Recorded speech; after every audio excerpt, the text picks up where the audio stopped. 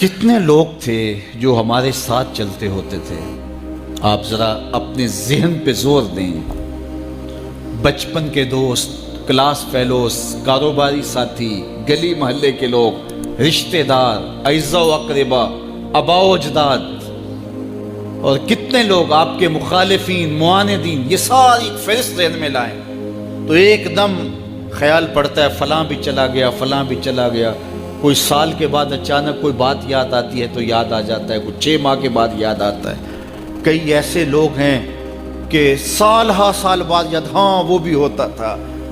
مٹی کا رزق بن گئے، قصہ پارینہ بن گئے۔ کہانی تو اتنی سی ہے نا، جو اکڑ اکڑ کے چلتے تھے آج وہ مٹی کا رزق بن گئے ہیں۔ جو اپنے بدن پہ چٹکی مٹی بھی نہیں پڑنے دیتے تھے آج ان کے کفن بھی تار تار ہو گئے۔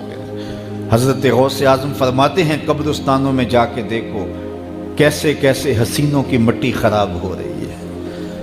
اللہ اکبر، بدن خاک میں مل گئے، ہڈیاں چور چور ہو گئی، ریزہ ریزہ ہو گئی، قبروں کے نشان بھی مٹ گئے، کتبے بھی ٹوٹ گئے، مٹ گیا مشتاق دل سے رنگے یاد رفتگاں، پھول مہنگے ہو گئے، قبریں پرانی ہو گئی۔ کون کسی کو یاد کرتا ہے؟ اور اسی طرح ہم مل کے مٹی کا رزق بننے والے ہیں، لیکن کوئی ایسا کام چھوڑ جائیں گے، اپنے رب سے جڑ جائیں گے، اپنے رب کے بندوں سے جڑ جائیں گے، رسول کریم کے دامن کو تھام لیں گے تو پھر موت بھی مرنے نہیں دے گی۔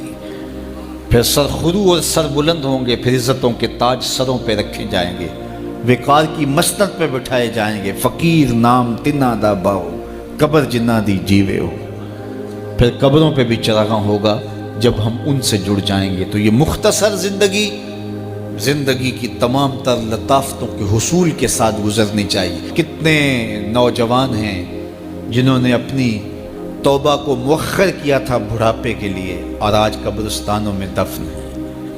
آپ جا کے قبرستانوں میں دیکھیں، وہ سوچتے تھے کہ ابھی تو جوانی ہے، جوانی سے لطف اندوز ہو لیں، بڑھاپے میں توبہ کر لیں گے، لیکن بڑھاپا نہیں آیا، موت آ گئی۔ موت تو برحق ہے، یہ تو آ کے رہنی ہے، لیکن بڑھاپا لازمی نہیں ہے کہ ضروری آئے۔ حضرت امام غزالی نے ایک بڑی خوبصورت بات لکھی، فرماتے ہیں معاشرے میں نظر دوڑا کے دیکھو، زیادہ بچے ہیں، زیادہ جوان ہیں یا زیادہ بوڑھے ہیں؟ تو کہا آپ کو بچے زیادہ ملیں گے۔ ہر گھر میں دیکھ لیجئے، بچے زیادہ ہوں گے، جوان ان سے کم ہوں گے، بوڑھے ان سے کم ہوں گے۔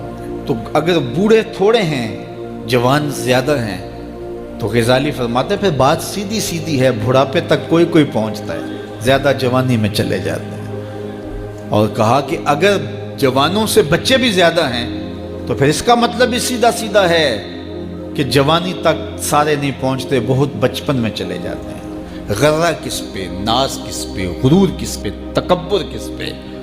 تو یہ مختصر زندگی جو اللہ کی امانت ہے، اس کو اللہ کے نام پہ گزارو۔ جو بیت گئی وہ بیت گئی، وہ تو منہا ہو گئی زندگی سے۔ وہ مجھے رات سے کچھ لوگ میسج بھیج رہے ہیں، آپ کا پیدائش کا دن ہے، مبارک ہو، اللہ سب کو جزا دے۔ لیکن میں آج اپنی چھوٹی بیٹی کو بھی کہہ رہا تھا، وہ مجھے بولی کہ ابو آپ کو مبارک ہو۔ تو میں نے کہا کہ آپ ہاتھ اٹھا کے اللہ کی بارگاہ میں دعا کرو کہ اللہ آپ کے باپ کے 46 سال کے گناہ معاف کر دے۔ یہ تو زندگی گزر گئی ہے، 46 سال میرے ہاتھ سے نکل گئے ہیں، میں الٹا بھی لٹک جاؤں تو یہ میرے ہاتھ نہیں آ سکتے۔ اگر میں نے اچھے گزارے ہیں تو مجھے مبارک ہو، اگر قبول ہو گئے ہیں، اور اگر اچھے نہیں گزرے تو مجھے توبہ کرنی چاہیے، زندگی کی کوتاہیوں سے توبہ کرنی چاہیے۔ ہم سمجھتے ہیں ہم بڑے ہو رہے ہیں، حقیقت میں ہم چھوٹے ہو رہے ہیں۔ ہم اپنی زندگی کے اہداف طے کریں، زندگی کے مقاصد طے کریں، ساری زندگی اس کے گرد سفر کرنی چاہیے۔ کئی لوگ ساری زندگی گزار دیتے ہیں، ان کو ساری زندگی راستہ ہی نہیں ملتا کہ جانا کدھر ہے۔ وہ کیوں؟ وَأَضَلُّ السَّبِيلَ، اللہ فرماتا وہ بھٹکے ہوئے مسافر ہوتے ہیں۔ اللہ سے راستہ مانگو، آہستہ چلو، لیکن منزل کا تعین کر کے بڑھو، بڑھتے رہو، منزل تمہارا استقبال کرے گی۔ آج مشکل ہے تو کل آسانیاں ہوں گی۔ تو یہ زندگی تیزی کے ساتھ کٹ رہی ہے، لمحہ لمحہ میں اور آپ موت کے قریب ہو رہے ہیں۔ قبل اس سے کہ وہ وقت آئے کوئی حجت باقی نہ رہے، مجھے اور آپ کو اپنی آخرت کی تیاری کی کوشش کرنی چاہیے۔